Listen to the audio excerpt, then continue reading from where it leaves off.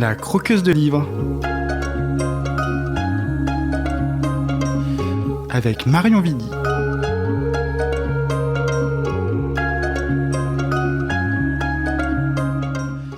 Bonjour à tous, je suis Marion, la croqueuse de livres. Dans cette émission, je vais partager avec vous mes lectures.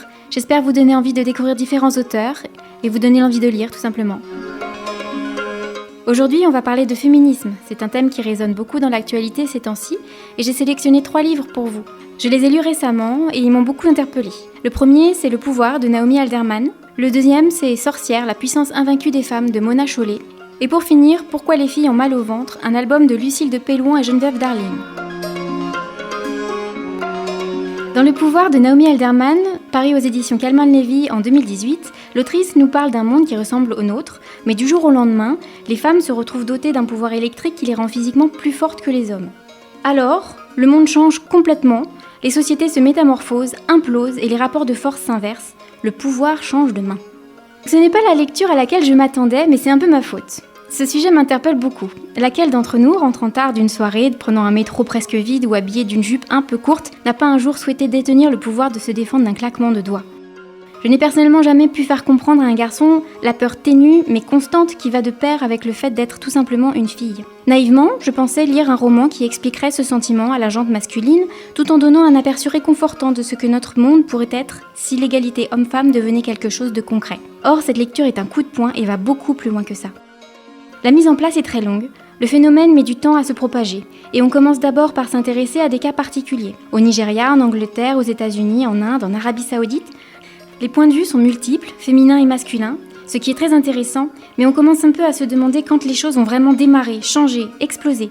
De plus, on est un peu frustré au début de voir les filles se venger ou prendre le contrôle de leur vie, mais sans jamais que les hommes comprennent vraiment que ce qu'ils vivent à ce moment-là, les filles l'avaient ressenti toute leur vie avant ça.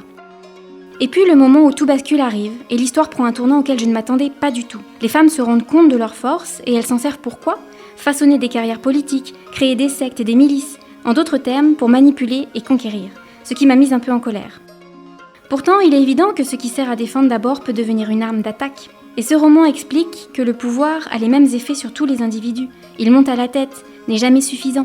En allant aussi loin, Alderman souligne la nécessité d'une société où les hommes et les femmes sont égaux.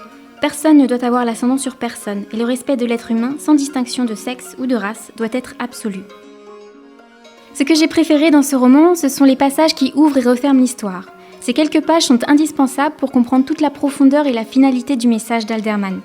Je ne peux rien dire sans trop dévoiler le twist, mais sans eux, je n'aurais peut-être pas apprécié ma lecture en fin de compte. C'est très bien joué de la part de l'autrice.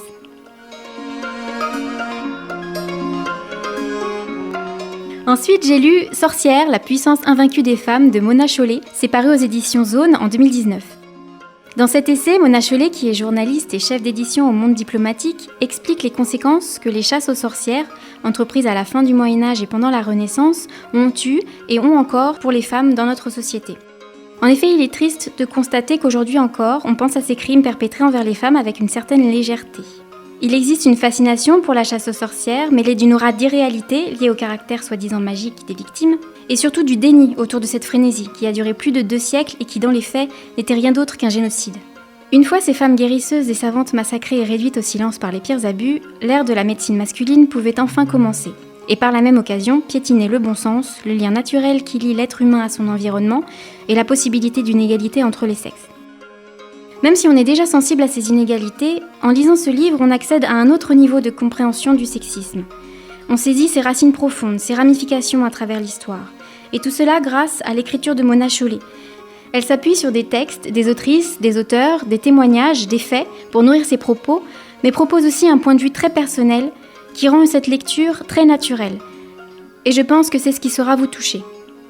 Et si j'ai été touchée personnellement en tant que femme, je suis persuadée que ce texte peut atteindre tout le monde et pas seulement les féministes déjà convaincues.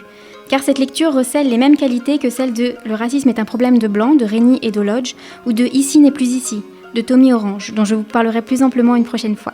Elle dénonce ce que la société patriarcale, capitaliste et blanche tente d'étouffer et donne une voix à des milliers d'êtres humains trop longtemps muselés. Elle permet de comprendre les sociétés dans lesquelles nous vivons. Et pour terminer, je vais vous parler d'un album.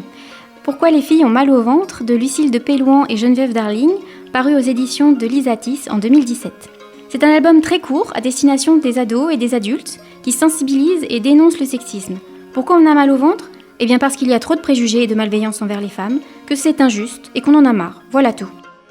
Ces affirmations sont appuyées par des exemples et des témoignages, certes datés de 2015 sur des études faites au Canada, donc ce ne sera plus d'actualité assez rapidement, mais cela ne retire rien aux propos sans pincettes des autrices. Leur ton est cash, on sent le ras-le-bol dans ces illustrations et ces textes brefs, mais pas d'agressivité, ce qui permet à cette lecture d'ouvrir un dialogue sur la question du féminisme. Voilà pour aujourd'hui, merci de m'avoir suivi. Vous pourrez retrouver toutes mes lectures et toutes mes chroniques sur mon blog, thebloomsburymuffin.wordpress.com et retrouver cette émission en podcast sur le site de Radioactive au www.radioactivefm.fr.